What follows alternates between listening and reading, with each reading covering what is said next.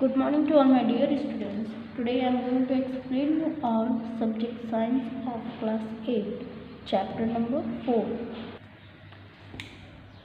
The name of the chapter is metals and non-metals, मतलब धातु और अधातु हम उनके बारे में पढ़ेंगे। हम जानते हैं कि हमारे नेचर में बहुत सारी चीज़ें हैं, कुछ हार्ड है, कुछ सॉफ्ट है, कुछ शाइनी है और कुछ के कुछ चमकीली हैं और कुछ के कलर बहुत ज़्यादा डल है। आप जानते हैं ये सब किस लिए होता है या फिर ये ऐसा ही क्यों है? जैसे कि आप देखते हैं बहुत सारी चीज़ें हैं जो कि जैसे सोना है, चांदी है, कॉपर है, ये सब चीज़ें क्या हैं? ये ऐसी चीज़ें हैं कि जिनको हम हमेशा यूज़ भी करते हैं और अपने डेली लाइफ में देखते भी हैं। ये सब अलग अलग ग्रुप, अलग अलग फैमिली से रिलेट करती हैं। ये जो हम लोग को मिलता है ये भी तो अलग तरीके से मिलता है। जैसे देखिए सोना है, सोना अलग तरीके से मिलता है, कॉपर अलग तरीके से मिलता है, सिल्वर अलग तरीके से मिलता है और सबकी अपनी अपनी अलग खासियत है। इसी के आधार पे जो मेटल्स हैं जो इनकी प्रॉपर्टीज़ है उसके बेस पर यहाँ पे एलिमेंट्स को दो तरीके में दो पार्ट में डिवाइड किया गया है। एक है मेटल्स, एक है नॉन मेटल्स। मेटल्स और नॉन मेटल्स के बारे में हम आगे पढ़ेंगे। जैसे कि इस चैप्टर में बताया गया है occurrence of metals and non metals in nature. अब नेचर में किस तरीके से मेटल और नॉन मेटल रहता है या फिर किस तरीके से ये अपने आप को एडजस्ट करता है, इस बारे में बताया गया है। यहाँ बता रहा है कि जो मेटल्स होते हैं या फिर नॉन मेटल्स होते हैं, कुछ तो ऐसे होते हैं जो कि ऑक्साइड होते हैं, एयर से या फिर नेचर से रिलेट कर लेते हैं। जैसे कि यहाँ पे कुछ एग्जांपल्स दी गई हैं।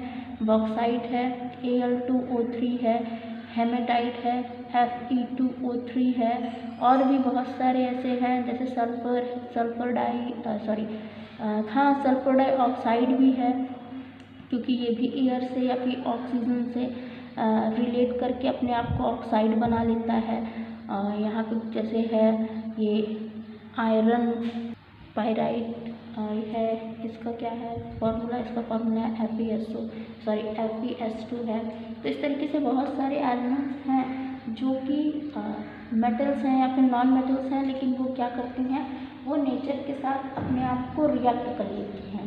और कुछ इसी वे में देखा जाए तो कुछ ऐसी मेटल्स या नॉन मेटल्स होती हैं जो कि एयर के साथ या फिर नेचर के साथ अपने आप को रिएक्ट नहीं कर पाती हैं या फिर उनके साथ रिलेट नहीं करती हैं, उनसे कोई रिएक्शन वो नहीं करती हैं। जैसे एग्जांपल में है, मेटल्स में ही कुछ एग्जांपल्स हैं जैसे कि गोल्ड है, प्लैटिनम है, सिल्वर है। इनको बाहरी दुनिया से कोई लेन देन नहीं है। अगर आप गोल्ड वगैरह की एग्जांपल बहुत अच्छा है, आप गोल्ड पहनते भी हैं, है ना, आप उसको सालों साल पहनते हैं, लेकिन क्या कभी ऐसा होता है कि आप पहन के उसे इन्वायरमेंट में तो निकलते ही हैं ना, तो क्या कभी ऐसा होता है कि वो ख़राब हो जाए या फिर हवा लगने की वजह से वो काला पड़ गया हो या फिर कुछ और उसमें कोई प्रॉब्लम आ गई हो, वो टूट जाए तो वो तो अलग की बात है। वो टूट जाए तो वो इन्वायरमेंट से रिएक्शन करके नहीं टूटता है, वो तो खैर वो आपकी प्रॉब्लम है कि आप किस तरीके से उसको यूज़ करते हैं, तो वो टूट जाता है। ओवरऑल कहने का क्या मतलब है कि ये कुछ ऐसे मेटल्स हैं जो कि एयर के साथ या फिर नेचर के साथ रिएक्ट नहीं करते हैं और अपने आप को बदलते नहीं हैं। कुछ नॉन मेटल्स भी होते हैं जो कि नेचर में अवेलेबल होते हैं, फ्री स्टेज में अवेलेबल होते हैं, जो कि किसी भी फॉर्म में कंबाइन कर लेते हैं। जैसे कि हाइड्रोजन है, नाइट्रोजन है, सल्फर, कार्बन, ऑक्सीजन, ये कुछ एग्जांपल्स हैं नॉन मेटल्स के जो कि किसी भी चीज़ के साथ वो अपने आप को रिएक्ट कर लेते हैं या फिर उनके साथ रिएक्शन कर लेते हैं। अब यहाँ बता रहा है कि जो नाइट्रोजन और ऑक्सीजन होता है वो एक फ्री स्टेज में रहता है एटमॉस्फेयर में, जबकि यही देखा जाए हाइड्रोजन और ऑक्सीजन ये भी तो नॉन मेटल है, लेकिन ये मौजूद होता है, लेकिन ये अलग स्टेज में, ये कंबाइंड करते हैं, किसी के साथ कंपाउंड बनाने के बाद वहाँ पे रहते हैं। जैसे हाइड्रोजन और ऑक्सीजन अगर मिल जाए तो क्या बनता है, हाइड्रोजन और ऑक्सीजन मिलने के बाद बनाता है वाटर। वाटर का फॉर्मूला क्या है, H2O, हाइड्रोजन का 2 अणु और ऑक्सीजन का 1 अणु, ये मिलकर क्या बनाते हैं, ये बनाते हैं H2O। तो ये क्या है, मतलब आप देख रहे हैं ना, ये दोनों एक दूसरे से रिएक्शन करने के बाद, वाटर बनाने के बाद तब हमारे एटमॉस्फेयर में प्रेजेंट होते हैं, ये अलग अलग प्रेजेंट नहीं होते हैं।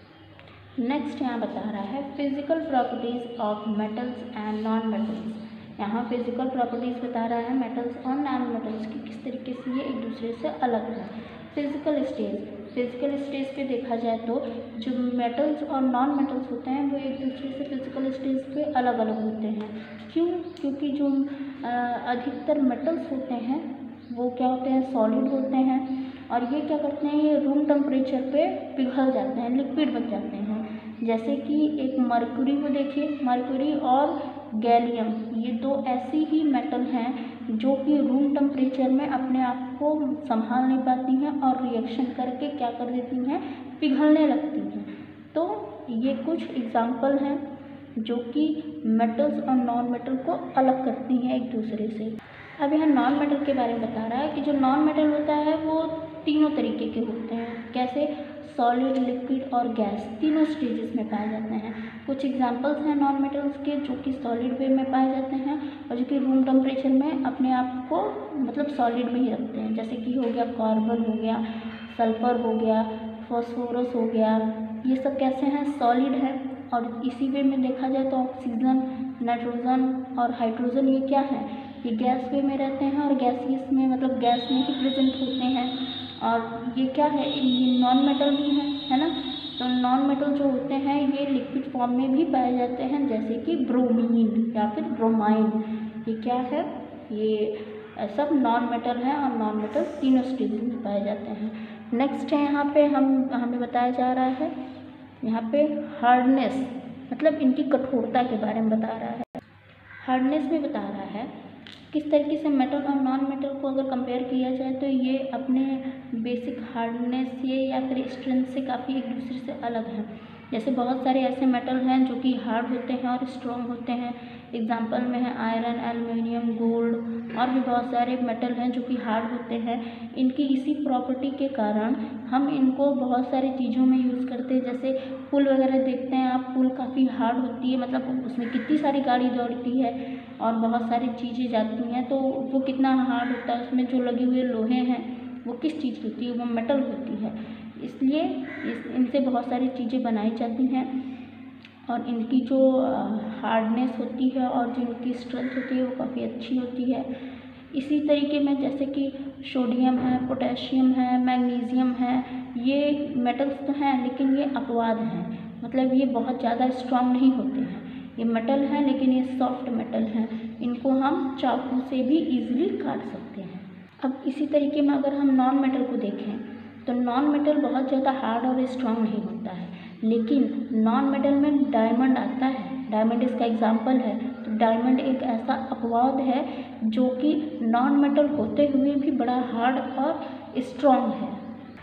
अब यहाँ नेक्स्ट बताया जा रहा है लस्टर, मतलब इनकी जो चमक जो होती है इनके सरफेस पे, वो बता रहा है। जो मेटल्स होते हैं इनमें चमक होती है, इसलिए ये क्या कहलाते हैं, मेटालिक लस्टर कहलाते हैं। और इनकी क्वालिटी या फिर इनकी जो मेटल्स में एक अलग क्वालिटी होती है वो उनकी नेचुरल होती है। जैसे कि गोल्ड, सिल्वर, ये सब कैसे हैं, इनकी जो चमक होती है जब इनको हम जैसे भी जिस रूप में पाते हैं इनकी चमक नेचुरली होती है, जैसे मिलता है ये वैसे ही होता है। अभी अलग की बात है कि इसको जब मार्केट में आता है तो इसको अलग तरीके की और चमक दे देते हैं, तो वो आर्टिफिशियल चमक होती है। लेकिन जो ये सारी चीज़ें होते हैं ये नेचुरली इनकी चमक होती है, शाइन होती है। तो इनसे बहुत सारी चीज़ें बनाई जाती हैं, आप जानते हैं, बहुत सारी ज्वेलरीज़, और बेसिकली ये ज्वेलरीज़ बनाने में ज़्यादा काम आती हैं। तो इसी तरीके से जो नॉन मेटल होते हैं उनमें कोई चमक नहीं होती है, तो इस वजह से ये नॉन मेटल हैं। कुछ ऐसे मेटल्स होते हैं जिनमें अलग की तरह की चमक होती है, जैसे मैंने बताया था ये डायमंड है, डायमंड में चमक होती है लेकिन ये क्या है, अपवाद है। लेकिन लगभग यहाँ जो नॉन मेटल्स होते हैं उनमें चमक नहीं होती है। अब नेक्स्ट है यहाँ पे मेलेबिलिटी। अब आप जानते हैं कि या फिर देखा हुआ होगा कि आप कभी कभी जब आप टिफ़िन लाते हैं तो टिफ़िन में आपकी मम्मी क्या करती हैं, एक एल्युमिनियम की फॉइल होती है जो कि आपके टिफ़िन को उसको पैक कर दिया जाता है, मतलब आपके लंच को उसको पैक कर दिया जाता है, जिसकी वजह से आपका खाना जैसा रहता है वैसे ही रहता है। कभी कभी आप देखते हैं कि जब आप हलवाई की दुकान में जाते हैं तो हलवाई अपने जो मिठाइयाँ होती हैं उनको सजाने के लिए उस पर कोई एक शीट लगाता है, जो कि सिल्वर शीट कहलाती है और देखने में काफ़ी सुंदर भी लगती है वो। तो इस तरीके की जो शीट्स होती हैं वो क्या है, मैलेबल है, ये मैलेबिलिटी दिखलाती हैं ये। तो आप देख सकते हैं कि किस तरीके से जो एल्युमिनियम की एक फॉइल होती है उससे क्या होता है कि हम अपने खाने को पैक करते हैं। और कई सारे ऐसे स्टेप्स होते हैं या फिर मेडिसिन होती हैं जिसको हम इस शीट में पैक करते हैं या फिर पैक डालती हैं। बहुत सारी ऐसे अटेंसिल्स होती हैं, मतलब बर्तनें होती हैं जो कि इससे बनी होती है, जैसे कॉपर की बर्तनें, कुछ पाइप होते हैं जो कि कॉपर और एल्युमिनियम के बने होते हैं, और बहुत सारी ऐसी चीज़ें हैं जो कि सिल्वर वगैरह से बनी होती हैं। यहाँ पे कुछ एग्जांपल्स हैं और कुछ फिगर्स हैं जिसमें आप क्लियरली उसको समझ सकते हैं। नेक्स्ट यहाँ पे डक्टिलिटी। अब यहाँ डक्टिलिटी का मतलब बता रहा है कि जो मेटल्स होते हैं उनको हम छोटे से छोटे मतलब पार्ट में काट सकते हैं या फिर उसे वायर लाइक स्ट्रक्चर में बना सकते हैं। जैसे कि आप जानते हैं कि जो वायर्स होती हैं मतलब काफ़ी पतली होती हैं वो, तो उस तरीके की बनाने के लिए मतलब जब वो वायर की तरह बन जाती हैं तो उसे क्या कहते हैं, डक्टिलिटी कहते हैं। और जिस मेटल से उसे बनाया जाता है उसे क्या कहते हैं, डक्टाइल कहते हैं। तो हम बहुत सारी चीज़ें इस तरीके से बनाते हैं और कई पर्पसेस के लिए हम इसे बनाते हैं, जैसे कि कॉपर और एल्युमिनियम वायर जो होती हैं वो इलेक्ट्रिक केबल के लिए बनाई जाती हैं। तो उसमें आप देखते हैं कितनी पतली पतली वायर्स उसमें गई हुई होती हैं। बहुत सारी जो पतली वायर्स बनी होती हैं, जैसे कि ये गोल्ड और सिल्वर की बनी होती हैं, ओवन बनती हैं, और वो फाइबर्स की भी बनी होती हैं, मतलब फाइबर्स की तरह उसको इतनी पतली बनाई जाती है। और मतलब आप कभी कभी देखते हैं कि कई ज्वेलरीज काफ़ी मोटी होती हैं, कई काफ़ी पतली होती हैं, तो वो तो शेप के अकॉर्डिंग बनाते हैं वो, और मतलब वेट के हिसाब से उसको बनाते हैं। तो आप देख सकते हैं कैसे इस डक्टिलिटी के कारण इसको पतला और मोटा किया जाता है। नॉन मेटल जो होता है, नॉन मेटल के बारे में बता रहा है। जो नॉन मेटल होता है वो डक्टिलिटी को नहीं शो करता है, मतलब कि तनता नहीं है या फिर इसे छोटे पीसेस में नहीं काटा जा सकता, अगर इसे काटेंगे तो ये टूट जाएगा। तो ये चीज़ इसको बता रहा है। अब नेक्स्ट है यहाँ पे कंडक्टिविटी। कंडक्टिविटी मतलब मेटल्स जो होते हैं वो हीट और इलेक्ट्रिसिटी के गुड कंडक्टर होते हैं। वहीं दूसरे हाथ में देखते हैं तो हम ये जो नॉन मेटल होते हैं वो पुअर कंडक्टर होते हैं, किसके, हीट और इलेक्ट्रिसिटी के। अब नेक्स्ट यहाँ बता रहा है मेल्टिंग एंड बॉइलिंग पॉइंट, मतलब मेल्टिंग और बॉइलिंग पॉइंट के बता रहा है। जो मेटल्स होते हैं वो सारे ही लगभग सारे ही क्या होते हैं, उनकी जो मेल्टिंग पॉइंट और बॉइलिंग पॉइंट होती है वो क्या होती है, हाई होती है। ये सोडियम और पोटेशियम को छोड़ के, मतलब सोडियम और पोटेशियम को भी लेके, और जो नॉन मेटल्स होते हैं वो क्या होते हैं, वो उनकी जो मेल्टिंग पॉइंट और बॉइलिंग पॉइंट होती है वो लो होती है।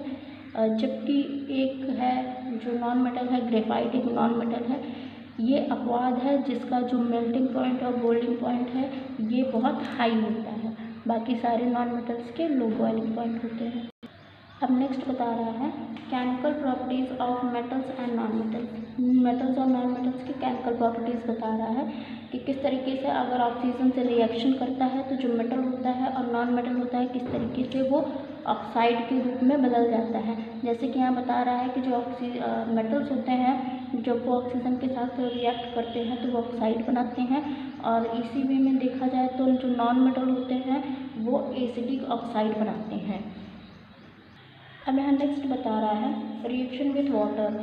वाटर के साथ रिएक्शन करने के बाद कौन कौन क्या क्या दिखलाता है। जैसे कि जो मेटल्स होते हैं वो वाटर के साथ रिएक्शन करने पर कोई रिएक्शन नहीं दर्शाते हैं, लेकिन इसी में कुछ अपवाद हैं, जैसे कि सोडियम और पोटेशियम, ये ऐसे हैं जो कि रिएक्ट करते हैं और रिएक्शन को दर्शाते हैं। जैसे कि अगर पानी और हवा से अगर सोडियम रिएक्शन करेगा तो उसमें तुरंत आग लग जाएगी, तो ये क्या है, ये अपवाद है। और इसी तरीके में देखें, अगर देखा जाए जो नॉन मेटल होते हैं वो वाटर से रिएक्ट नहीं करते हैं और ये अपने आप को उसी तरीके से रखते हैं, मतलब ये ना ही वाटर से और ना ही एयर से अपने आप को रिएक्ट करते हैं और कोई रिएक्शन नहीं देते हैं।